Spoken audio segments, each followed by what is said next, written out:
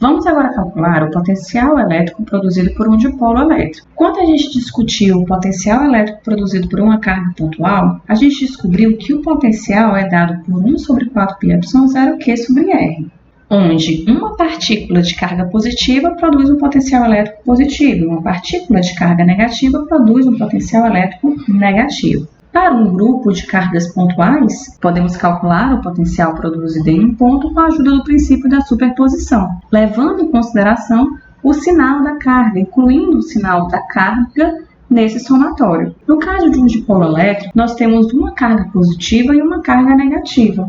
E vamos utilizar o princípio da superposição para calcular o potencial elétrico no ponto P. Este ponto P aqui é um ponto arbitrário. Então, na figura, estamos interessados em calcular o potencial em um ponto arbitrário P. No ponto P, a carga pontual positiva, que está a uma distância R+, produz um potencial V+.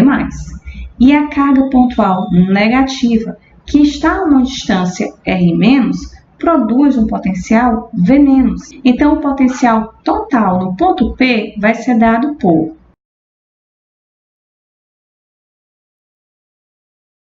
onde V+ é o potencial devido à carga positiva e V- é o potencial devido à carga negativa. Então, reescrevendo essa expressão nos dois casos, e levando em consideração que a carga positiva está a uma distância R+, e a carga negativa está a uma distância R-, incluindo o sinal da carga, nós vamos ter que a expressão vai tomar a forma.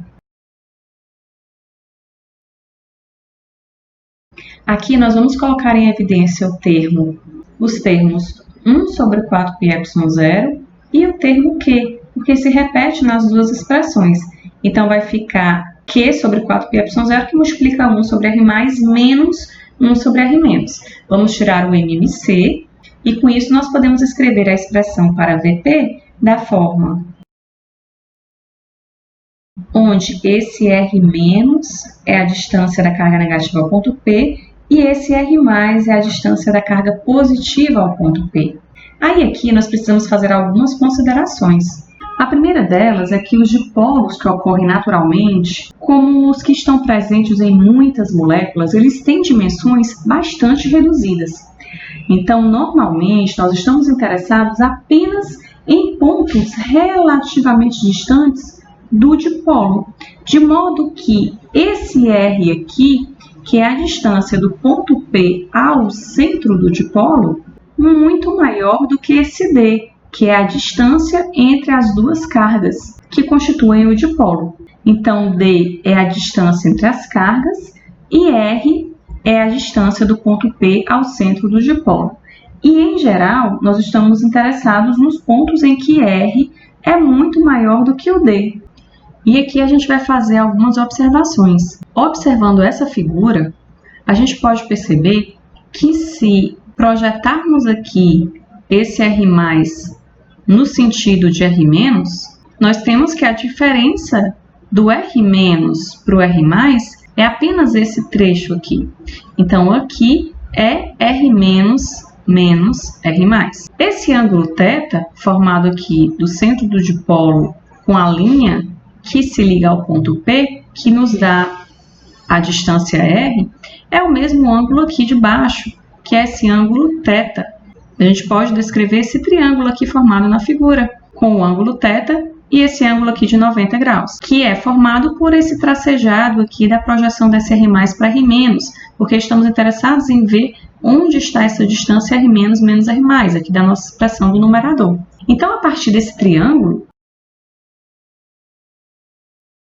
a gente tem que o ângulo aqui é θ, aqui nós temos a distância D, que é a distância entre as duas cargas que constituem o dipolo, e aqui é exatamente a distância R- menos R+.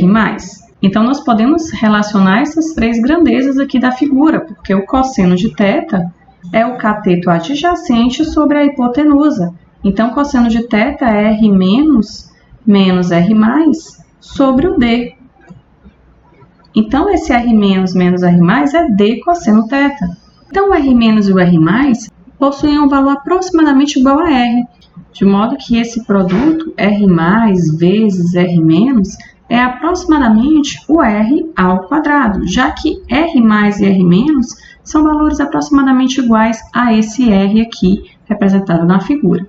A gente pode, então, reescrever a expressão para o potencial no ponto P, fazendo essas considerações, onde R menos menos R mais é D cosseno θ, e R mais vezes R menos é aproximadamente igual a R ao quadrado.